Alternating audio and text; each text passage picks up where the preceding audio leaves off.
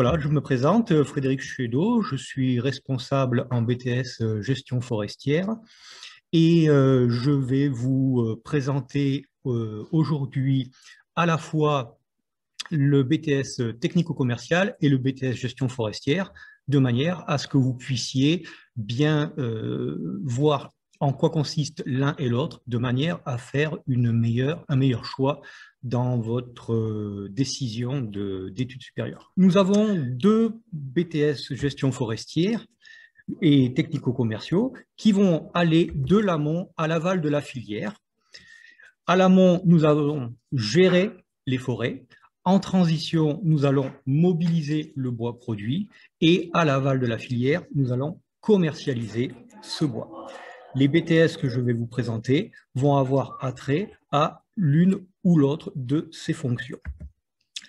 Au niveau de l'amont, il va s'agir de produire la ressource en fabriquant du bois et les métiers qui vont être concernés par cet amont de la filière vont consister en experts forestiers, techniciens forestiers, agents forestiers. Alors, ça prend des noms différents selon les structures dans lesquelles nous nous trouvons, mais grosso modo, ils exécutent le même travail et c'est le même diplôme qui va les préparer à ces différents métiers.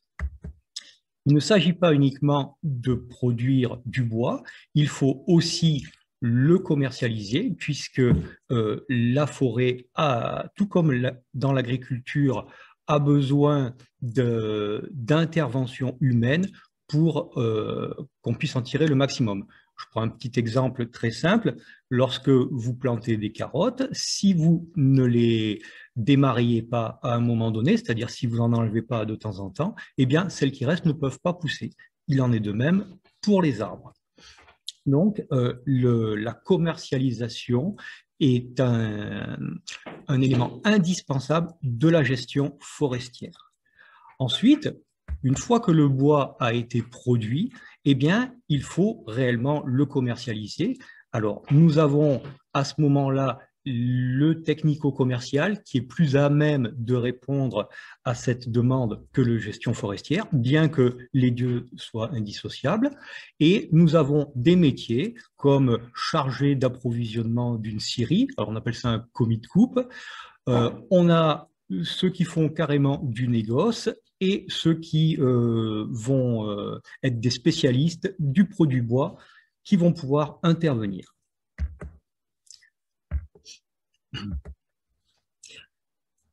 Nos BTS, depuis la dernière réforme, s'articulent davantage en termes de capacité plutôt que de savoir. C'est-à-dire que par le passé, on nous demandait de connaître beaucoup d'espèces de plantes, par exemple, hein, plus d'une centaine. De nos jours, c'est pas ce qu'on nous demande plutôt d'être capable de retrouver un renseignement.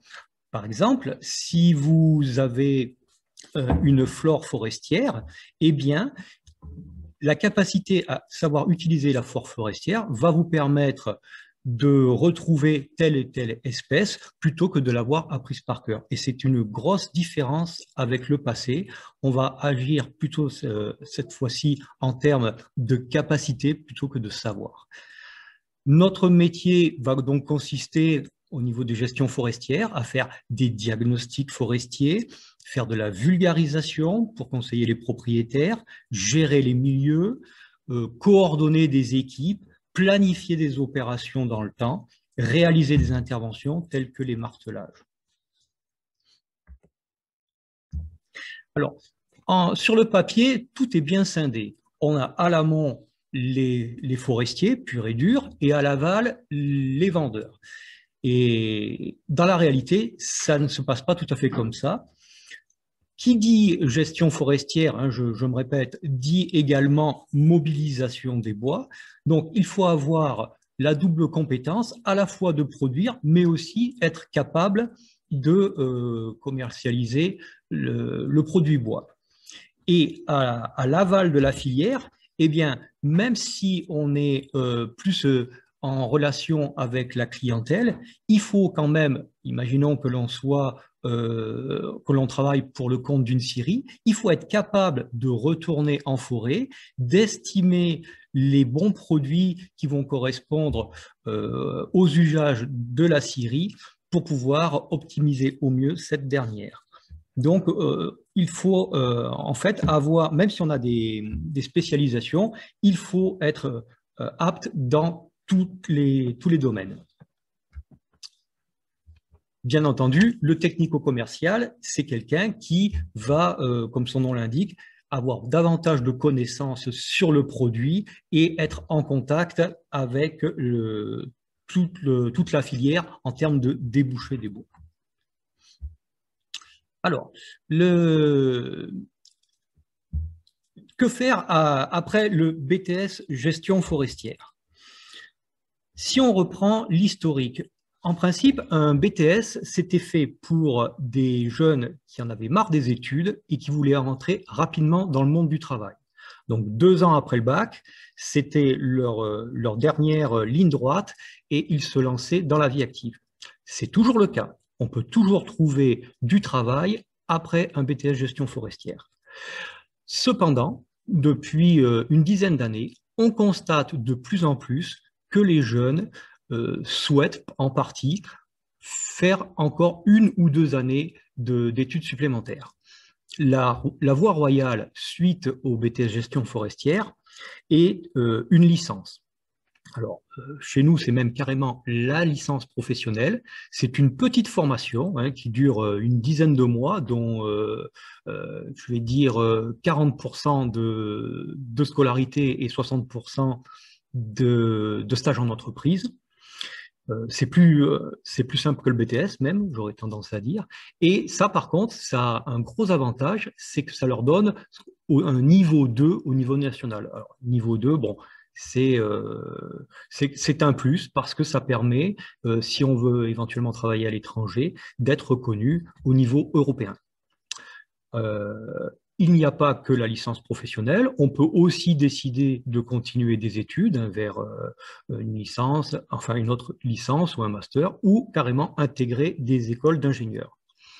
Je dois avouer qu'en général, peu de candidats issus de BTS se dirigent vers des écoles d'ingénieurs. À cela, 2 raisons. La première, elle est purement technique, c'est-à-dire que ceux qui viennent en BTS sont des gens qui veulent aller sur le terrain, et plus nous montons dans le niveau scolaire et moins nous fréquentons la forêt. Donc, ça ne correspond pas à leurs attentes. Et la deuxième chose, eh bien, elle est intellectuelle, c'est-à-dire que des écoles d'ingénieurs, c'est quand même plus difficile à suivre qu'un BTS gestion forestière. Mais il faut savoir que c'est possible et on a quelques candidats chaque année qui s'acheminent dans cette direction-là. Venons-en au technico-commercial maintenant. Alors, eux, c'est pareil. Après le BTS-TC, ils peuvent tout à fait entrer dans le monde du travail, mais ils peuvent également se spécialiser tant en licence pro qu'en études autres supérieures, et en particulier le bachelor. Je ne vais pas en parler ici puisque ce n'est pas l'objet de cet entretien, mais pour ceux que ça intéresse, on a tout à fait la possibilité de vous renseigner sur, par exemple, celui que nous proposons dans notre établissement. D'ailleurs, ben voilà, c'est le diaporama nous y amène directement. On peut faire une licence pro ou un bachelor TC à l'établissement. Issu du BTS gestion forestière ou technico-commercial, il y avait une possibilité de poursuite d'études dans notre établissement. Alors, pour résumer, le BTS gestion forestière va être plutôt à l'amont de la filière, le BTS technico-commercial plutôt à l'aval de la filière. Mais je voudrais bien insister encore sur un point, c'est ce qui concerne le technico-commercial. Il ne faut surtout pas croire que le technico-commercial constitue un frein pour ceux qui auraient envie de venir à notre établissement, parce qu'il ne s'agit pas du tout du cliché qui consisterait à aller taper aux portes des gens pour essayer de vendre un produit. En fait, le technico-commercial dans le monde professionnel tel que je vous le décris, c'est simplement du contact uniquement avec des gens de la filière et il n'y a pas de démarchage, si vous voulez. C'est simplement pour renseigner et faire du négoce par rapport à des produits vis-à-vis de clients qui sont déjà au fait de ce qu'ils veulent acheter. Voilà, hein, c'est quand même assez important parce que souvent, ce mot est réducteur et on a des candidats qui vont se diriger en gestion forestière alors qu'ils auraient davantage d'aptitude à aller en technico-commercial.